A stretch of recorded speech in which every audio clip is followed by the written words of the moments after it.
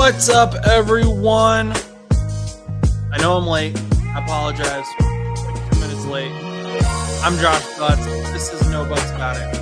We have some news to talk about. Chris Vikings has already commented, and those of you who watch the show regularly know this can go two ways.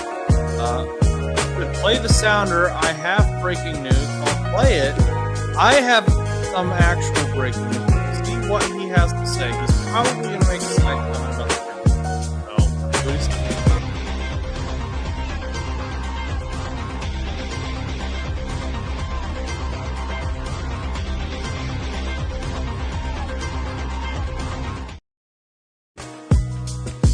All right, Chris, we have played the sounder. I believe you're still here, so let me know what that breaking news is. Yeah, okay. He didn't make a snide comment about the Bengals. He made a snide comment about the Packers. He said the Packers are trash. He is a Vikings fan, obviously, so I don't know that that's breaking news, but that's how we're starting today's show, apparently. So thank you for that, Chris. I do have other breaking news that is in the NFC North as well, and that is that the Vikings are no, I'm joking. The Lions have re-signed kicker Jake Bates, so that's not the biggest announcement, not the biggest story, but it is something that Lions fans may have been interested in. And the Lions have officially announced that as well. That is no longer just a rumor. He was a restricted free agent, I believe.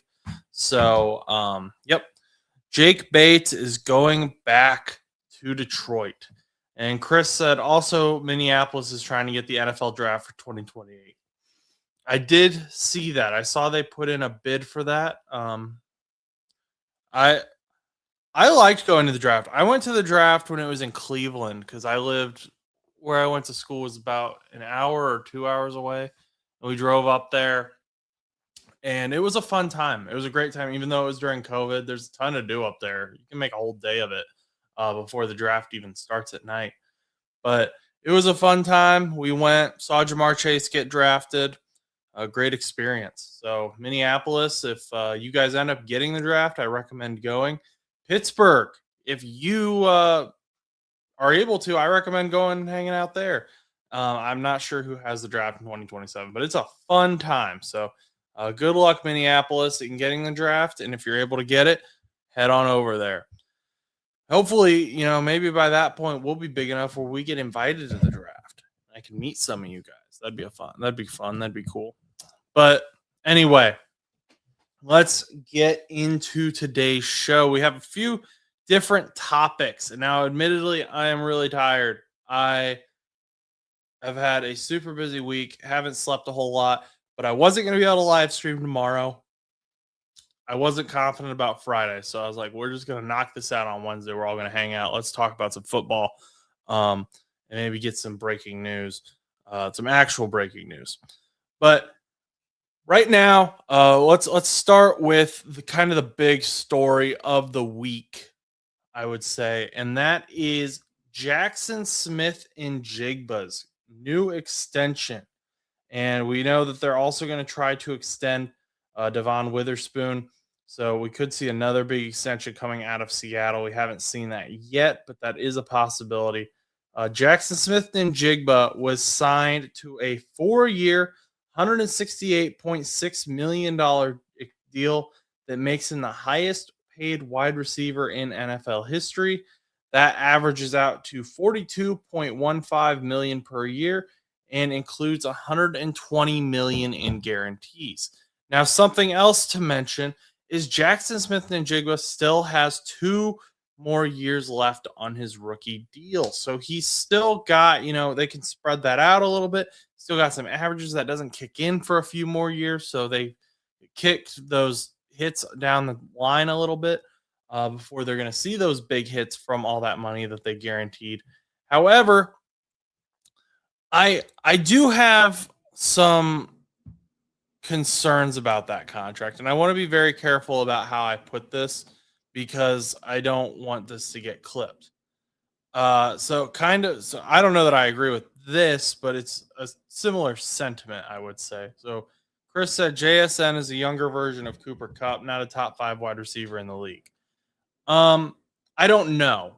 And that's part of my concern.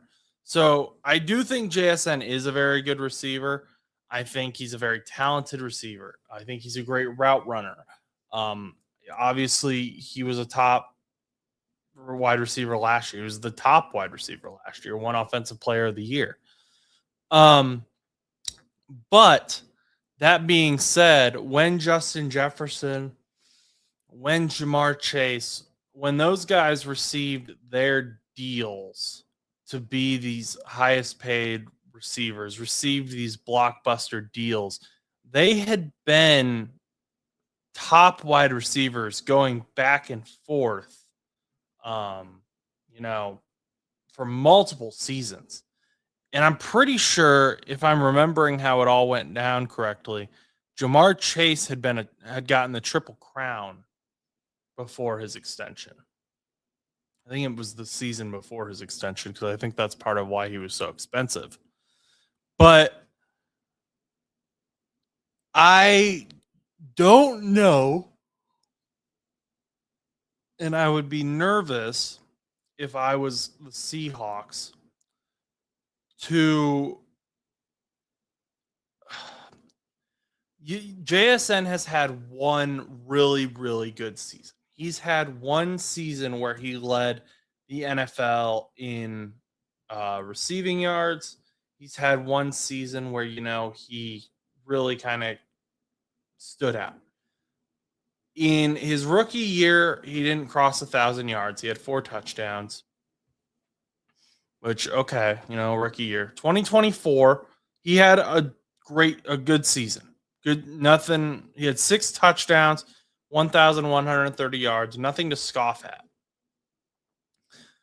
But to look at the production of the Seahawks and look at where they're at, and remember, this contract that they've given him doesn't even kick in for another 2 years.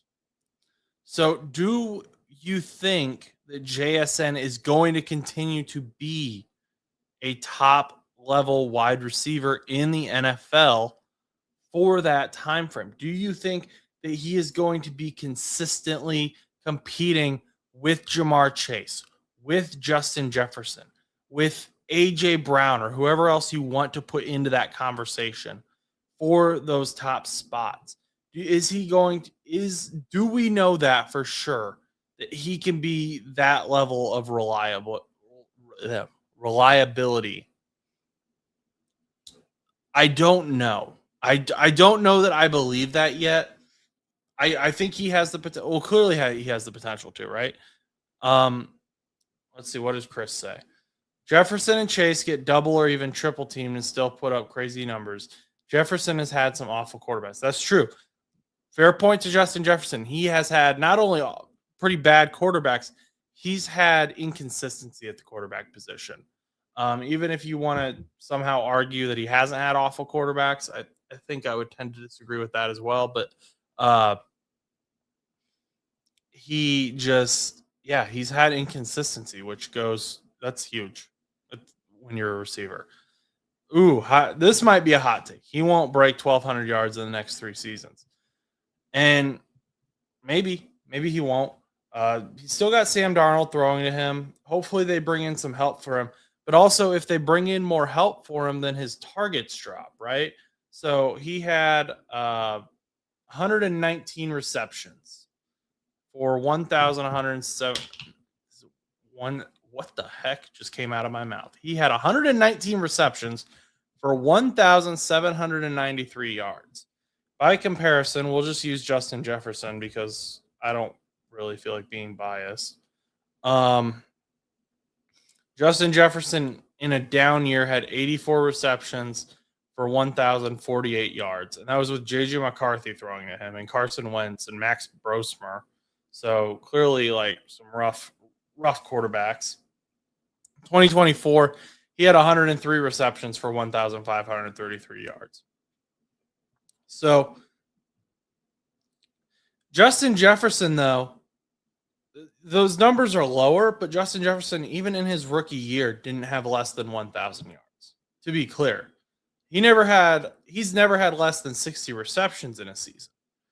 Let's look at Jamar Chase just because I do think he is comparable. We won't. So Justin Jefferson, or no, excuse me, Jamar Chase again has never had less than 60. Actually, he's never had less than 80 receptions, and that's with T. Higgins on it. He's always been on the team with T. Higgins, so keep that in mind.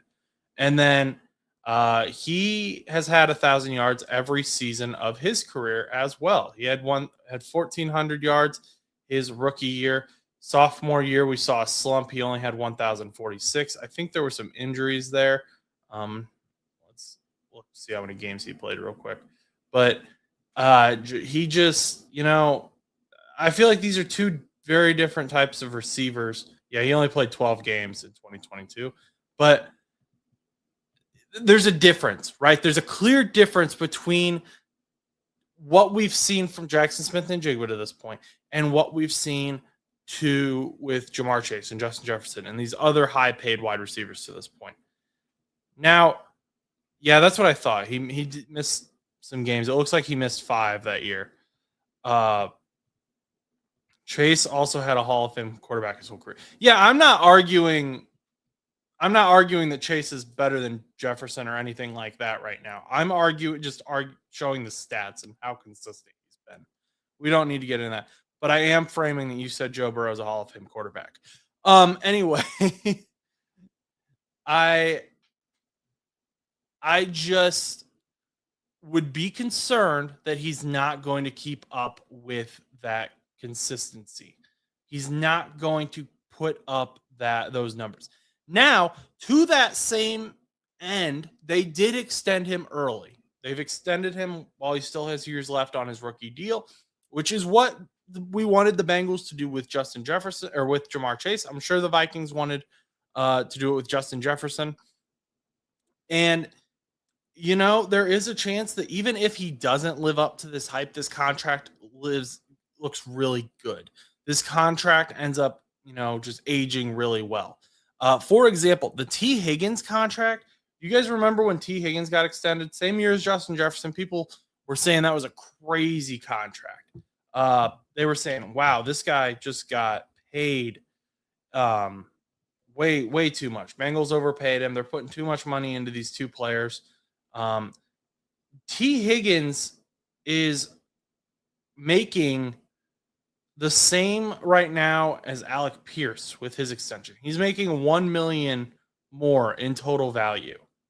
He's making more than Jalen Waddle, but he's making less than Terry McLaurin, Brandon Ayuk,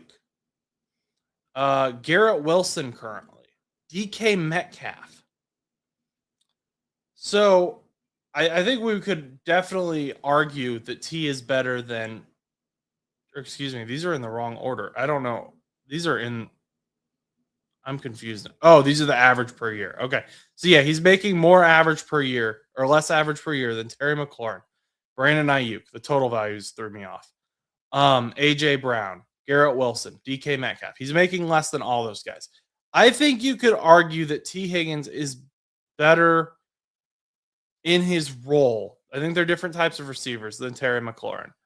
And T. Higgins is also much younger. Definitely better than Brandon Ayuk. I think you could make the argument, again, not saying 100% sure but you could, in his role, I think T. Higgins is better than DK Metcalf, or at least what he was last year with the Steelers, which is the contract they gave him. I think the argument could be made. I'm not saying it would be easy. I'm not saying it's obvious. I'm not saying it's clear. The Alec Pierce deal is crazy to me. Yeah, it's a lot of money. I kind of get why they paid that much. It's a little high for me as well, though. But to that point, like, T. Higgins is making, you're getting T. Higgins or Alec Pierce. Who would you rather have right now? For me, T. Higgins. T. Higgins or Jalen Waddle. Who would you rather have? It's close, but I think right now I'd rather have T. Higgins. Why pay him when they had Pittman? I think so. We'll transition. Let's do a transition then, because that's a different topic, I think. But that's just my concern with the Jaxon Smith-Njigba contract. Hopefully, it works out for Seahawks fans. But let me know what you think below. I'm probably going to clip this, see what if we can get some other people's opinions. Why pay Alec Pierce when you had Michael Pittman Jr.? Okay. Michael Pittman Jr. started off great. And I will say I loved Alec Pierce, loved Michael Pittman Jr., loved both with the Colts. Saw a ton of them here in Indiana. Michael Pittman Jr., and we can pull up the stats. He started off really hot, really good. And that was shown in his extension. And this is the Colts are another team that have had inconsistency at the quarterback position. I believe Michael Pittman Jr. has had a different starting quarterback every year of his career. And even though he had 7 touchdowns in 2025, which was the most in his career, there was also this level of inconsistency. He also had only 784 yards. He was kind of becoming more of a check down guy. He wasn't an elite level wide receiver. He just, I think he's still a very good wide receiver, but I don't know that he's a wide receiver 1. I think he's probably going to end up being a very high end wide receiver 2, maybe a low end wide receiver 1. Just kind of where his career has trended. He struggled with injuries a lot, chest and back type stuff that just kind of, lingers, unfortunately. And again, that's not to say he's a bad player. I think he's a fantastic player. I think if you're comparing the two, Michael Pittman Jr. definitely has the more diverse route tree. I think he can definitely, do more. He can line up on the outside. He can line up in the slot. There's a lot you can do with Michael Pittman Jr. That being said, Alec Pierce is kind of probably the one person who in Indianapolis who is super grateful Anthony Richardson came into the Colts organization, because Anthony Richardson struggled with intermediate to short passes, which is where Michael Pittman Jr. thrived, but he could make the long pass no problem. And that's where Alec Pierce thrived. And Alec Pierce has now he's developed more. And I made a video on this it's on the channel somewhere, talking about how Alec Pierce has developed his route tree, talking about how he's ran different level. I broke down how these, he isn't just going after the deep ball now. He's not just running post routes. He's not just running, straight and catching whoever throws to him. He runs bigger routes now. They're using him in different ways. He's more exciting. I don't think, though, that he necessarily has earned the contract that he's been given, but that there's an investment there. And there's an investment in all of these contracts, right? There's an investment of, do I want to,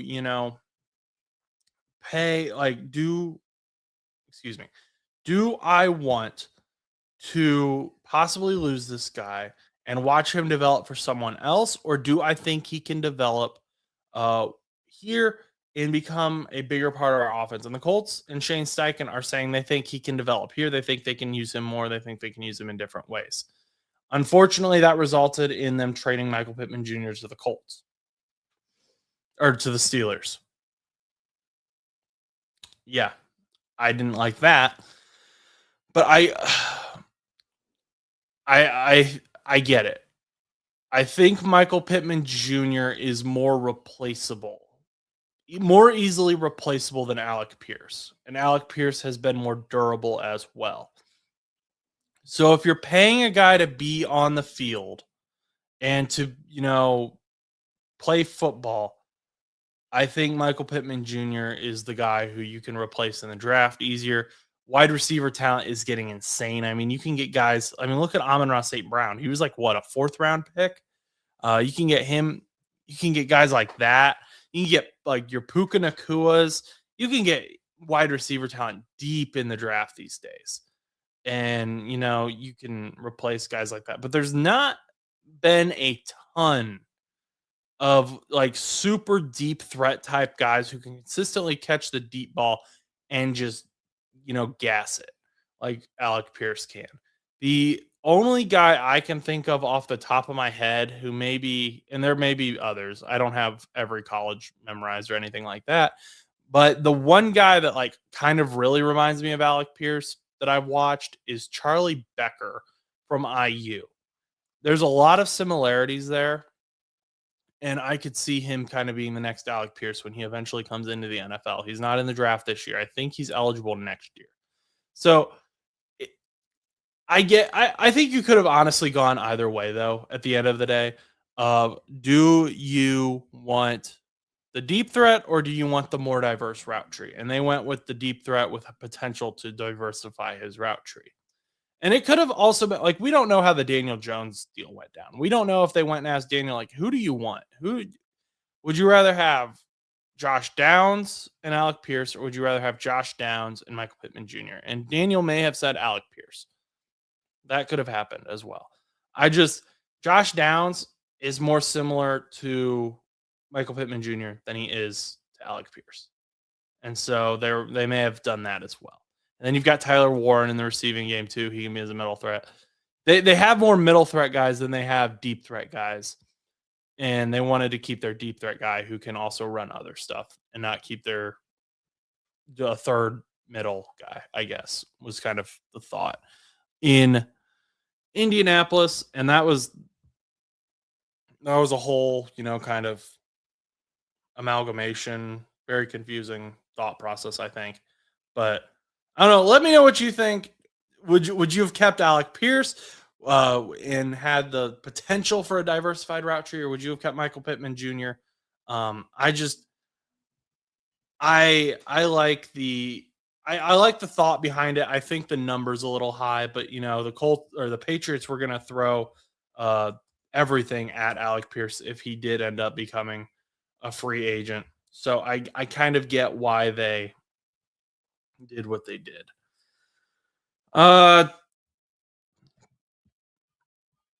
Chris says Daniel Jones, former Viking, is not worth his contract.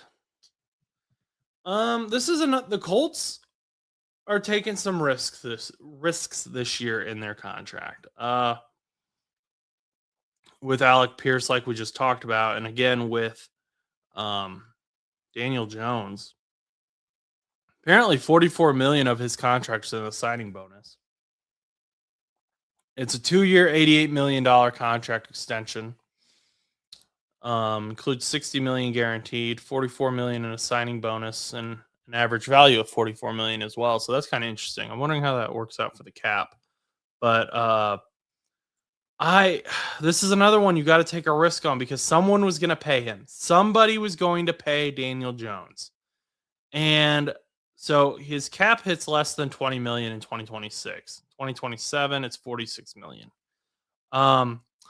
But Daniel Jones, I think they had to pay him in the name of consistency because the Indianapolis Colts have not had a consistent quarterback that A, they could market, and B, that their wide receivers could get used to in years, like really ever since Andrew Luck retired.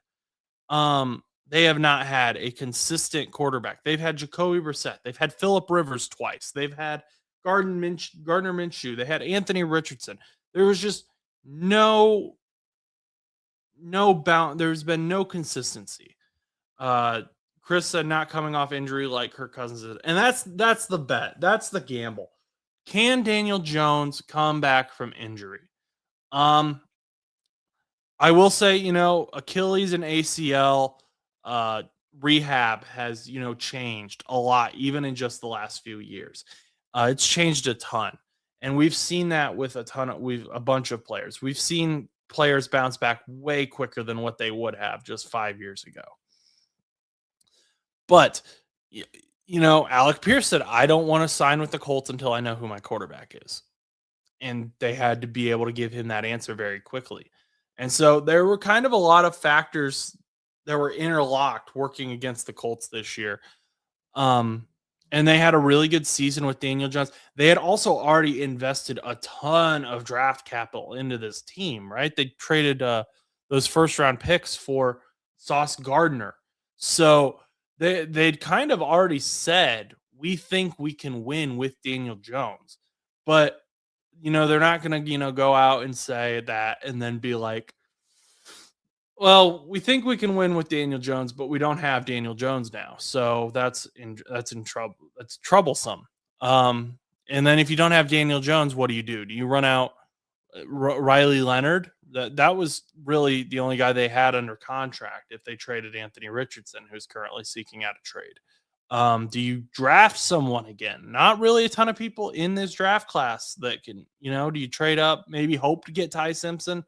I don't know that Ty Simpson really gets you anything.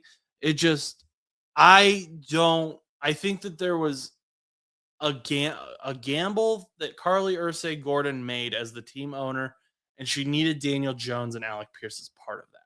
I think that they needed to have Daniel Jones back. And because they gave him a 2-year contract, knowing that they weren't certain about him, your guarantees are going to be higher. Like there's a trade-off there. You're guaranteed, you give me more money to be under contract for 2 years. So I think that these gambles, we'll see if they pay off. And it's the same, it's a little bit different, but it's the same as what the Seahawks are doing with Jaxon Smith-Njigba, like we talked about earlier. That contract, both this Alec Pierce and this Jaxon Smith-Njigba contract, we could be looking at those in 5 years and going, how the heck did they get them for that cheap? We could be looking at the T contract in a year and saying, how did the Bengals get him that cheap? Same with Justin Jefferson. Probably going to want to be extended again. We'll see what happens, but I get it, but it's hard. Do I see wide receiver Skylar Bell being drafted maybe in the second round? I could. I know that he's been a sneaky. I know a lot of draft guys who do like only exclusively draft content that have been talking a ton about him. He's not really been talked a lot about nationally, but that could be because, GMs are just kind of keeping him in their pocket. He's, not really from a football school. I don't think of Connecticut as a football school, at least. I think of Connecticut as a basketball school. So maybe that's also part of his issue. But I think he's got a ton of potential. Great, like kind of outside target, good size. He can beat, man-on-man coverage specifically. Very good gadget guy. He seems to be really good in kind of what do I want to say? Traffic. He doesn't really get lost in traffic. He doesn't lose the ball in traffic. I think he could be a second round guy. I think there could be a team that decides they really like him, especially after his combine. But he's not the best. He's not the best route runner, so that may kind of cause him to fall a little bit. But I do know there's a ton of people that really like Skylar Bell and would not be upset about Skylar Bell being on their team. This wide receiver class is also just very good. Very deep wide receiver class, kind of sneakily as well. There's not a lot of big names in there, but there are a lot of guys that if your team drafted them, you could get a solid player. Yeah, Bell is comfortable slot and outside as well. I just think he'll line up more on the outside just because of his ability to, I guess, beat guys in man coverage and press coverage, but he could line up in slot as well. He definitely could. I'm not doubting that at all. I'm just looking at where I think he may line up in the NFL. But and Jamar Chase lines up in both. I think Justin Jefferson lines up in both. I know Amon-Ra St. Brown lines up in both. So you can do whatever you want. Like even if you're better on the outside, you can line up in slot for a few plays and just kind of get lost in traffic and or get lost in the defense and catch the ball, get some yards after catch. But Elijah Surratt is another guy out of IU. Now, IU winning the national championship obviously brought some attention to him, but I haven't seen a lot of people really talking about him. I think he could be another really good uh, player who ends up. I'm hoping on a team I like because I really like watching him. He's a fun player to watch. I don't think he's as big as Mike Evans, but for whatever reason, whenever I watch him, I think of Mike Evans, which is just crazy. I don't know that he can live to that hype, but he's really good. I really like Elijah Surratt. I think he's got a ton of potential. Let's see. I'm curious now. Elijah Surratt's 6'3", 210. What is Mike Evans? Because if they're even close, I have no idea why I think this or why. It's just something about their plan. Yeah, so Mike Evans is 6'5", so 2 inches taller. It's just I don't know. There's something that just kind of in my mind pops up that I'm like, man, I like him. But I've seen Jeff Caldwell out of Cincinnati. He's got some potential. I'm looking at a list of potential guys here, like Bryce Lance, Josh Cameron. There's a ton of wide receivers in this draft class with really good potential. I mean, Kevin Coleman Jr. is 26th, and he's a 55 grade, which I think would put him as like a wide receiver 3. But yeah, you got to get all the way down to the like 26th player in the draft to get to that point. So, or 26th wide receiver as well. So Boston on the slower side as well. Who's Boston? Did I say Boston? I didn't mean to say Boston if I said Boston.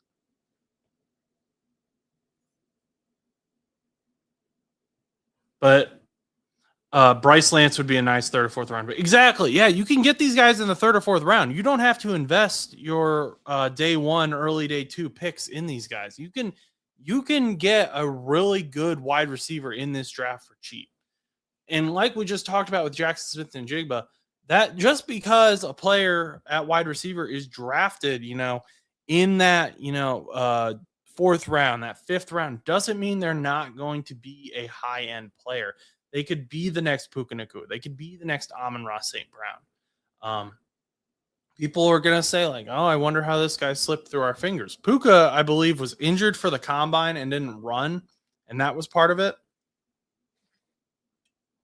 But it's crazy the amount of talent we have at wide receiver in the NFL these days. We're truly blessed with the fact that we're talking about like wide receiver 2s that could have been wide receiver 1s back in the day, right? So I'm really excited about the future of the NFL at the wide receiver position. I think we've got a lot of really, really good talent coming out of these colleges. And you're going to see more teams like the Bengals, I think, where you have 2 wide receivers who could both be wide receiver 1s. You're going to see more teams where it's like, oh, so both of these guys are just problematic for defenses because there's so much depth there that the NFL has no choice. There's nowhere else to put them. You run out of 32 teams to have 32 wide receiver 1s. You start to have 64 wide receiver 1s, and one of them gets relegated to wide receiver 2. And so that's just kind of the nature of the game. It changes, and that's the nature of, constantly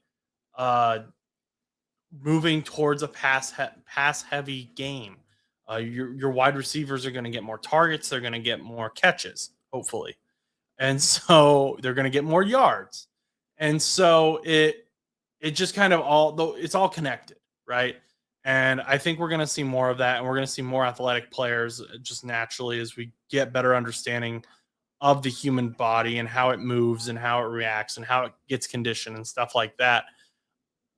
And we're going to see these players. We may see you can get a wide receiver 1 in the 6th round in a few years if you go crazy like that. But we'll see what happens there. I do like Skylar Bell. I think he could be a really good sneaky pick that, if a team doesn't get someone like Mekhi Lemon or if they don't get Carnell Tate, if they don't get Jordan Tyson, any of those big names. Oh, Denzel Boston. That's who you were talking about. I didn't mention him, though, I don't think. So, but Boston on the slower side as well. Yeah, okay. I was confused by that. But anyway, yeah, if you don't get one of those early guys, that's okay because there are some big names later on. Like, there are, to give you an idea of just how much, I'm looking at ESPN ranks right now. Between Mekhi Lemon, who they have ranked third, Skylar Bell is ranked 22. So there are 19 wide receivers that you can draft between Lemon and between Bell. Carnell Tate is number 1. Jordan Tyson's 2. Lemon's 3. Boston 4. Amar Cooper Jr. out of Indiana is 5. So you've got a ton of potential here. I really like this draft for wide receiver, and I don't think it's been talked about a whole lot that I've seen. Everyone's been talking about the defensive players, which, there's a ton of defensive talent here too. We got Sonny Styles, Arvell Reese. You've got Caleb Downs, obviously. Can you tell I'm a Bengals fan? But there's a ton of Reuben Bain Jr. even, just top tier defensive players, and it's causing the wide receivers to fall a little bit. We do have, this is a little interesting. We haven't played it much other than for Chris today.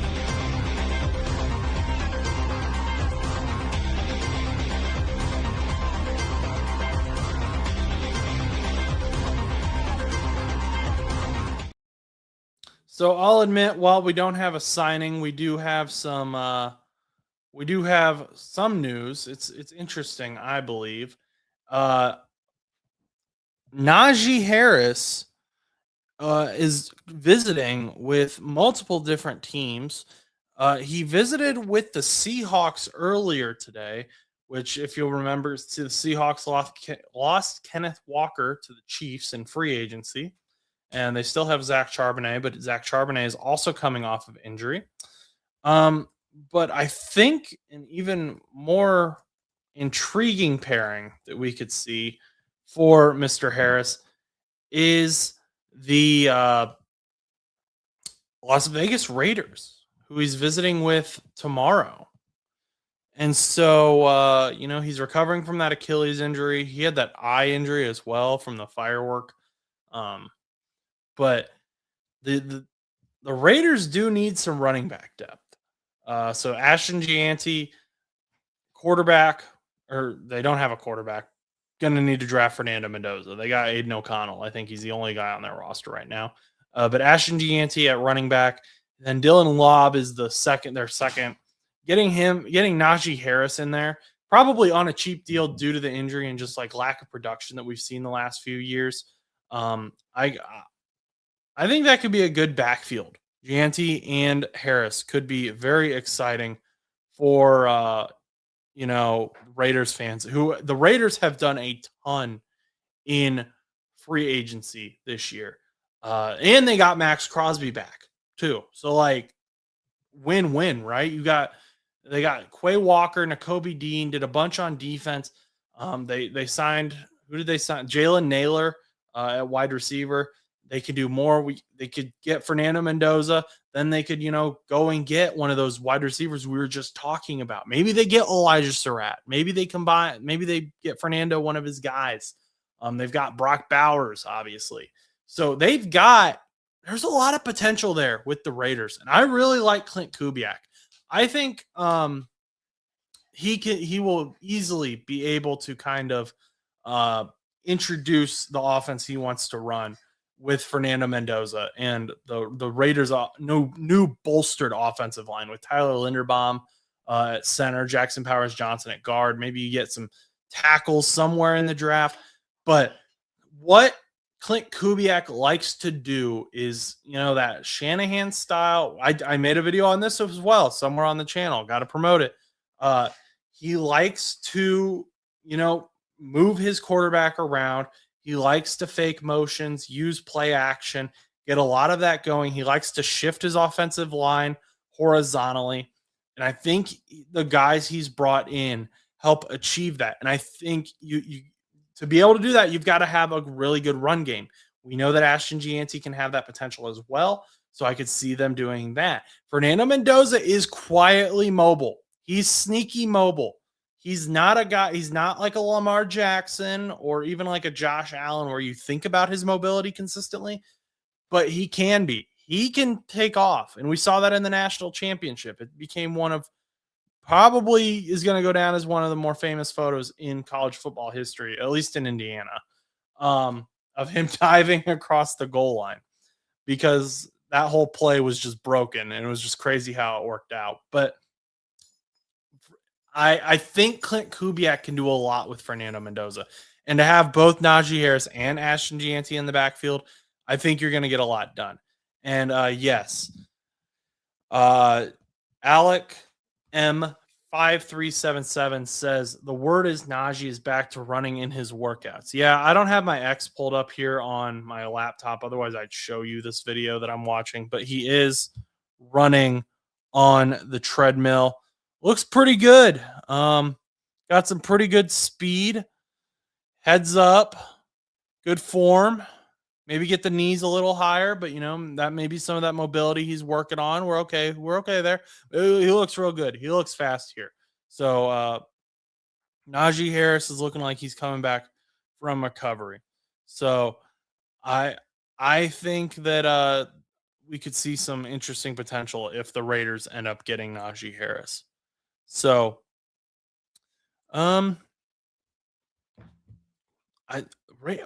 it's a tough division.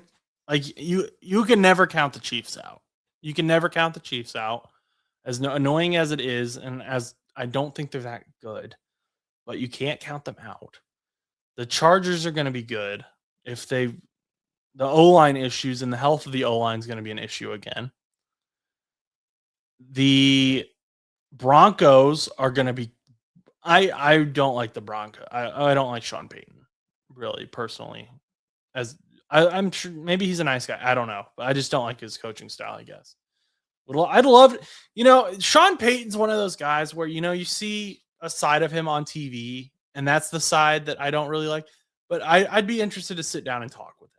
I would, because I think that maybe we could see, if I talk to him in person, we would maybe see things differently, or I would see things differently, I should say. He has no idea who I am, but I think Sean Payton would be interesting to talk to. But yeah, that AFC West is going to be really good, and I think the Raiders could also compete here in the next 2 seasons. If wide receiver Amari Cooper Jr. were to fall to Raiders in second round, I would really like that. I'm sure Fernando would like that as well. Like, yeah, Amar. The thing is, like, you don't even need Elijah Surratt is right there. Fernando really liked Elijah. You don't need Amar. Amar would be great. Don't get me wrong. Amar is fantastic. And I'm sure Fernando would have no problem with Amar. But Elijah Surratt is right there. So even if Amar doesn't fall to the Raiders in the second round, if they want to do that, if they want to go explore that avenue, which we've seen a lot of teams do that in the past, Tua and Jalen, Joe and Jamar, but it's right there. It's beautiful. Or even like different positions at running back, Travis Etienne and or Achane. I'm going to try to pronounce his name correctly now that he's corrected the media. So Travis Achane, which is Travis Etienne. To people who haven't seen that, Travis Etienne said his last name is pronounced Achane. So I'm going to do my best to respect that and pronounce his last name correctly. But as you can tell, I'm going to screw it up at times. But that he played with Trevor Lawrence at Clemson and played with him with the Jaguars for a long time. And now he's with the Saints. So very, I wouldn't be shocked to see the Raiders go down that route. Would not be shocked to see it at all. I don't know that Amari Cooper Jr. falls to them in the second. Maybe he does. Maybe he doesn't. But Elijah Surratt's right there as well.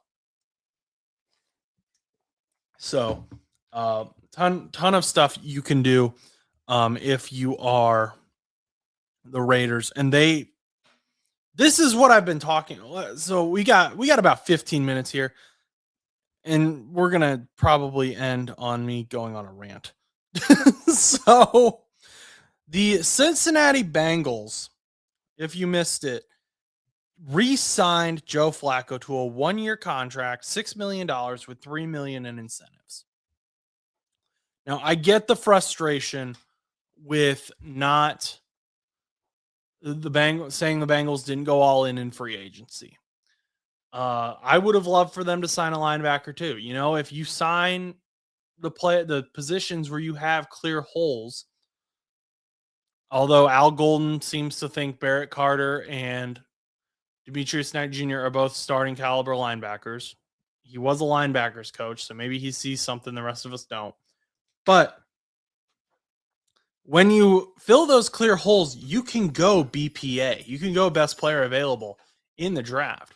And so to see people scoffing at the idea of drafting Jeremiah Love, I don't think that's that far out there, because I don't know that Styles falls to the Bengals. The Bengals are at 10, but that's a really weird spot to be in, where they depend very heavily on like what the really the Cardinals decide to do. The Jets are a bit of a mystery. Um, the the Titans are kind of a mystery, I think, as well. And you know what those where those guys decide to go is going to really determine what the options are there at 10, even though it's high up in the draft. And you know, Delane has kind of been seen as a consolation prize in some scenarios. And I don't think Delane's a bad player, but I don't think he fills the holes that the Bengals have at this time.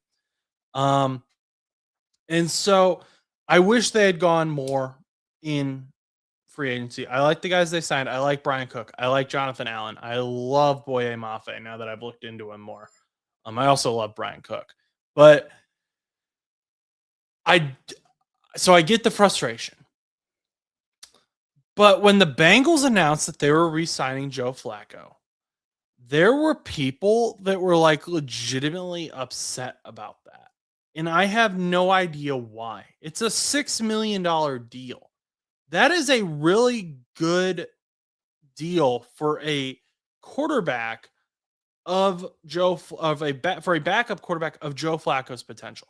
Because with Joe Flacco, you don't only get a pretty high-end backup, you get a guy who has seen everything defenses can throw at you in the NFL, which you don't get in a lot of backup quarterbacks. A lot of backup quarterbacks are guys who have never seen the field before, and they get thrown out there and they're like, I have no idea what's going on. You get a guy who he's very smart. He came into the Bengals offense and learned it within like 24 hours. He came in and he was, he was getting the ball to Jamar. He's getting the ball to T.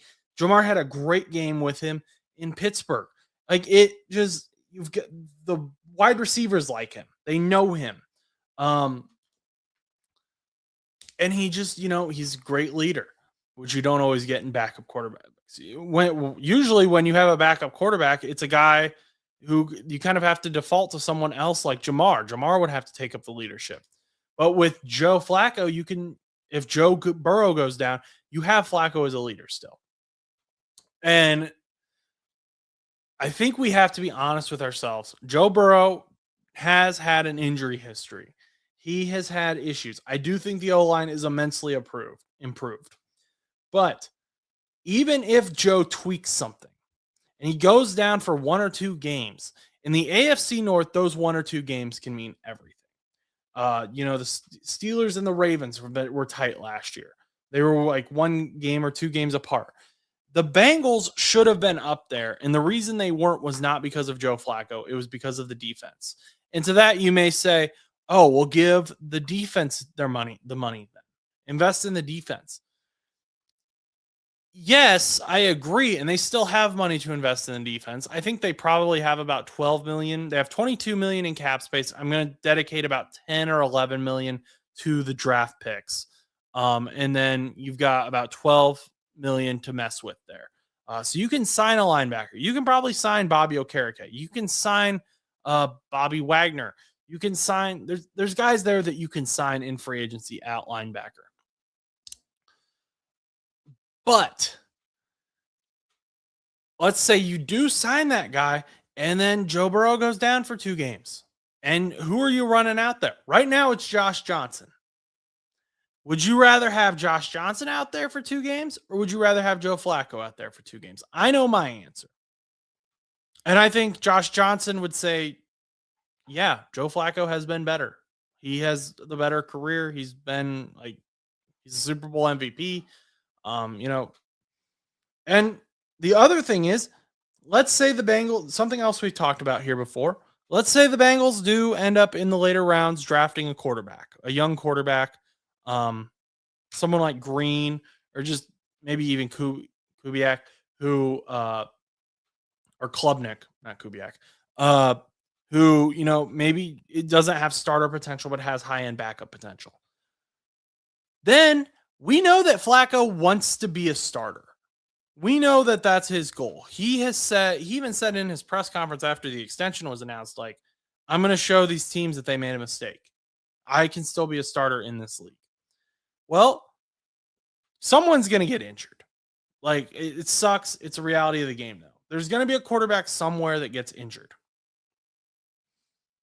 And so then you can trade Joe Flacco. You can trade Joe Flacco after he's helped develop this player, this young guy, whoever it is, hypothetically.